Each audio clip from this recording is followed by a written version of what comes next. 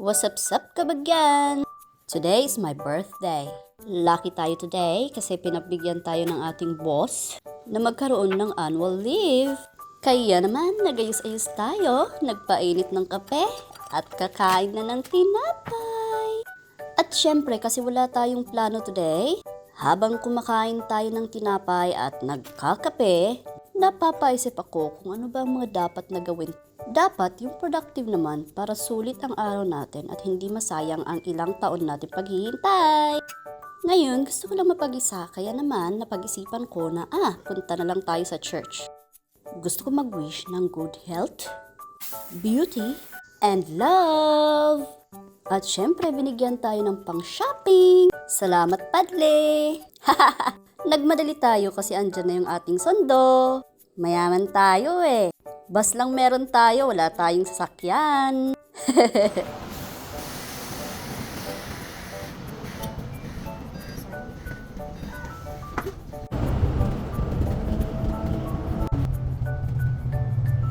Okay, andito na tayo.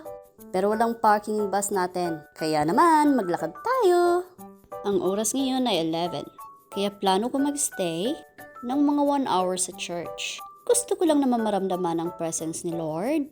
At syempre mag-isip-isip ng mga New Year's resolutions. At malaman ang mga dapat na i-prioritize ngayong taon. Syempre, hindi na tayo pabata eh. Patanda na tayo. Kailangan yung tama rin ang gawin natin, di ba? Pero hindi rin natin maiiwasan magkamali. Of course, tao lang tayo nagkakamali. Pero nasa atin din kung paano nating i-balance. Kahit minsan makulit tayo, minsan pasaway, dapat ngayon, maging good girl naman tayo. Kahit hindi all of the time, pero dapat most of the time. Hay, di ko napansin. More than 20 minutes na pala tayo nakapikit. Kaya naman nag-thank you Lord na ako at lumabas. Nilibot ko yung church. Sobra ang ganda dito, nakaka-relax talaga sa mata. And syempre pati sa utak. Pero hindi ko mapigilan eh. Gumana na naman ang aking kakulitan. Kaya nag-ikot-ikot ako ng 2 beses. Sabi ko, gusto kong tumangkad. Di ba pag New Year, talon-talon lang para tatangkad ka? Wish lang yun ha. Pero malay mo, itry natin. Okay, pangatlong ikot na yan ha. Bumibelo lang naman ako. O, di ba? Pero yung pangalawang lundag ko, biglang lumakas yung hangin. Ayoko na, sobrang presko naman nun. Kita ang ating tinatago. Pero sa kakalundag ko, nagutom ako. Kaya naman hinanap ko yung best friend ko. Wala pagkabata, ito yung best friend ko. Siya ang tinatakbuhan ko pag malungkot ako. At kung masaya. Ngayon naganap na ako ng upuan ko at sabi ko, Lord, thank you. Nakakakain pa rin ako ng mga gusto ko. Salamat sa buhay na ipinagkaloob mo sa akin. Please bless me to be a blessing to others. Lord, salamat po. Okay, habang kumakain ako ay napapaisip ako. Asan kaya ang next sa pupuntahan natin? Kaya nakapag-decide ako. Tumawag ako sa Pilipinas at sabi ko, Ate, punta ka sa McDo. Bili ka ng Coke float para mag-cheers tayo. Pero sabi niya mag-dinner na lang daw sila mga kapatid namin. Siyempre yung isa na kay Lula at Lolo.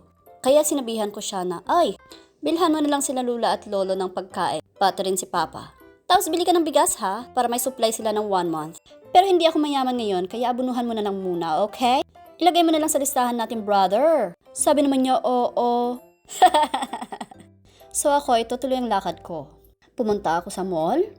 Nahawak ko ang pag-gift card ni Mister. Pero sabi ko, sobrang blessed naman na ako ng December eh. Ang dami ko ng regalo. Kaya napag-isipan ko, ako na magregalo ngayong birthday ko. Kasi masaya naman ako pag may napapasaya ako. O, diba? Kaya yan, bumili ako ng panigalo ni Mister. Sabi ko salamat sa regalo pero ikaw na lang riregaluhan ko. Pero may pagka-Imelda Marcos ako eh. Kaya naman may nakita akong tsinelas at pinili ko na rin. Hehe. Tapos after work niya, sinundo ako. Nagtanong ano bang gusto kong kainin. Pero sabi ko tapos na. Habang siya kumakain, ako'y naging emosyonal. Na-miss ko sina Lula at Lolo eh. Okay, next. Naalala ko yung only baby namin sa our family. Kaya yon, binilhan ko na rin ng gift. Sobrang saya ko talaga ngayon. Simple lang gusto ko eh. Kahit walang food celebration, yung happiness ko gusto ko magpasaya ng iba. Hay, buhay. At ayun na nga, umuwi na kami. At ito pala yung mga regalo na nakuha natin. Syempre, hindi pala ako nagpatalo. Ang dami ko nang kinuha. Dinagdag ko na rin dyan yung early gift na hat ko. Kasi bumili ako ng kapareha. And oops! May parcel gift tayo. Anyway, hindi dyan nag-end yung araw natin. Kasi may magpapakain eh. Kaya naman sinundo namin yung friendly natin kasama ang pinsan niya. Iba talaga pag nagpapayaman. Work is life. At ito na nga naghanap kami ng kainan. Siyempre, nag-free taste muna siya. Pero hindi namin nagustuhan, maanghang eh. So, naglakad-lakad muna kami at naghanap ng pwedeng kainan. The only problem is, mga bars lang open ngayong gabi. Iba talaga ang Australia. Time is gold. Kaya mostly ng establishments naka-close pag gabi.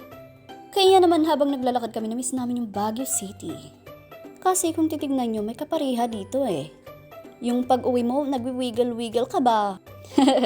Siyempre, galing ka sa sayawan eh. Hay, buhay. Pero ito, wala kaming nahanap, kaya kay best friend na lang kami pumunta. Lifesaver talaga. O, diba? I started the day with him and ended the day with him. Pero the best part, kasama ko yung mga best friends natin dito.